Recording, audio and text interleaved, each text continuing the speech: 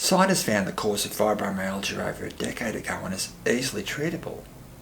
But selling drugs is big business, so doctors don't get told.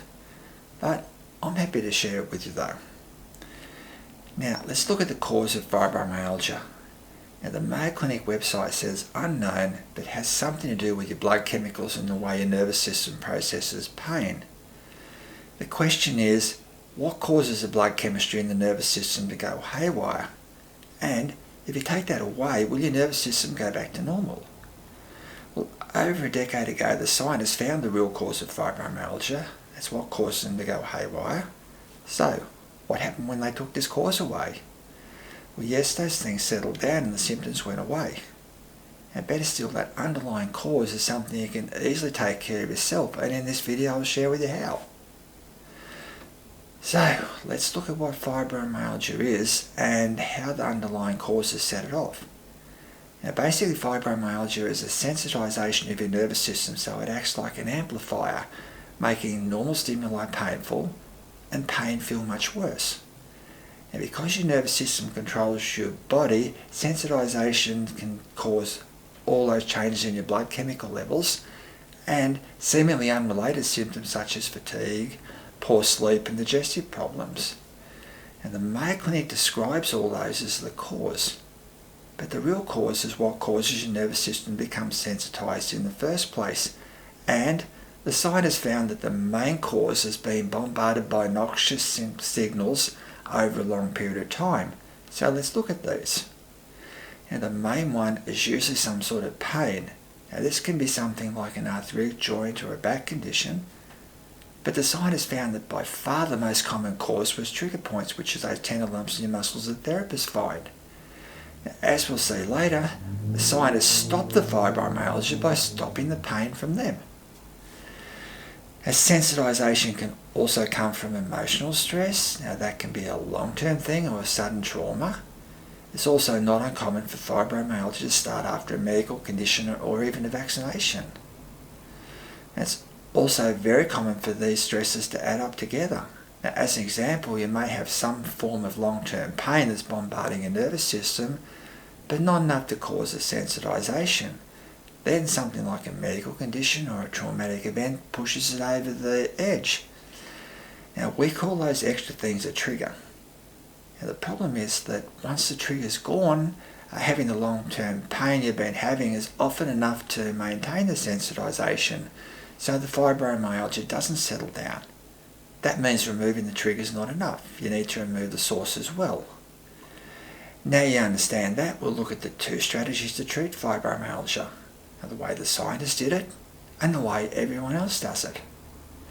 Now I mentioned before that by far the biggest cause of sensitization is being bombarded by pain from trigger points. Now, as I'll discuss later, the reason it's the biggest is that trigger points are very common and very poorly treated. Now what the scientists did to stop fibromyalgia was to simply stop those trigger points bombarding with pain. And they did that by injecting the trigger points with anaesthetic, and sure enough it worked. Now of course injections of anaesthetic wear off, so this is not a practical long-term solution. Now I'll be sharing with you a much better way, but it proved the concept. If you take away the underlying cause of sensitization, all those effects that the Mayo Clinic thinks are the cause settle down. Now let's look at the way everyone else does it. Now, as we've seen, doctors and others think that the cause of fibromyalgia is blood chemicals and the way the nervous system processes pain. So what they do is come up with all sorts of ways to alter the blood chemistry and suppress the nervous system. Now it's the same thing for practically every other therapy, diet or miracle cure you can think of. Now the problem is that as long as the source of sensitization is still there, it can never cure fibromyalgia and can only provide symptomatic relief. Now, unfortunately, there's a huge industry built around providing those symptom-relieving drugs and other therapies, and it controls practically every bit of information your doctor receives, so that's what you get, even though it's really bad. That said, let's look at how you treat fibromyalgia by removing a cause. And scientists found that by far the biggest cause was pain from undiagnosed or poorly treated trigger points. And treating points is my area of expertise, so I'll definitely share that with you. But there may be some other things that could be contributing as well, and you may need some detective work. Now, as I said before, the source of noxious signals can also be pain like an arthritic joint or a chronic back condition. It can be some sort of emotional or psychological problem, or it can be a medical condition. Now, you also need to remember that the causes can add together, so there may be more than one. And very importantly, the symptoms of fibromyalgia can create their own stress. Now, of course, it's highly stressful being in constant pain and getting a normal run around for the medics.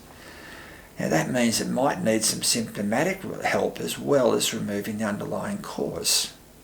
Now, let's discuss how to get rid of your trigger points. Now, I'm going to give you the short, no-nonsense version here and link the article with the full info in the description. Now, there's a couple of reasons why trigger points are behind the overwhelming majority of fibromyalgia. The first is that they are so common. You can get trigger points by overuse, poor posture, sitting at a desk or sitting for long periods of time, injuries, emotional stress, and the list goes on. So most people end up with dozens of them. Now, the second reason is they're so poorly treated. Now, the drug companies do their best to brainwash doctors that they don't exist and to prescribe pain-killing drugs instead. Now, while if they are diagnosed, most of the treatments just temporarily relieve pain but leave the trigger points. Now, that's why people have trigger point pain for years or decades until their nervous system says, look, I've had enough. Now, to find trigger points, you examine your muscles looking for tight bands with tender lumps of shoot pain when you press on them. Now, if you go to a professional, you usually get one of three therapies. Now, the first is where they press on the trigger point, causing excruciating pain until it fades. Now, the others are using needles and laser. Now, there's not a great deal of difference between them in effectiveness, but the thing you need to understand is if you get a few treatments to quieten the pain down, it doesn't get rid of the actual trigger points, so they eventually flare up again. Now, you can keep doing those therapies for a longer period of time to whittle the trigger points down, but you need a lot of therapy over a long period of time. Now, your best alternative is to use a vibration massager like these. Now, all you do is find the trigger point and you sit the machine on for about 30 seconds while the vibration decides the trigger point. Now, it's effective, if not more so than any of the other therapies. It doesn't hurt and there's no needles, and as you can see, you can easily do it yourself, which is perfect for fibromyalgia, as you need a lot of therapy over time. That's much better. Now, if you have fibromyalgia, you usually have a fair crop of trigger points, so we've built these machines with 4 heads that can work on several at once. As you can see, it's got an ergonomically designed handle, so you can easily use it anywhere on your body, and you can easily use it as a chair or cushion massager. These are absolutely the best way to treat trigger points, so I'll add more information about them in the description. Now, one thing, these are vibration massages that work by sending therapeutic vibrations deep in your muscles. Whatever you do, don't use a massage gun or a percussion massager. They work by pummeling your muscle, which is the last thing you need when you've got fibromyalgia. Now, I've got more information about that and how to treat trigger points in the description. Now, if you've got any questions or comments, please leave them in the comments. Thank you very much for watching. It has been most appreciated.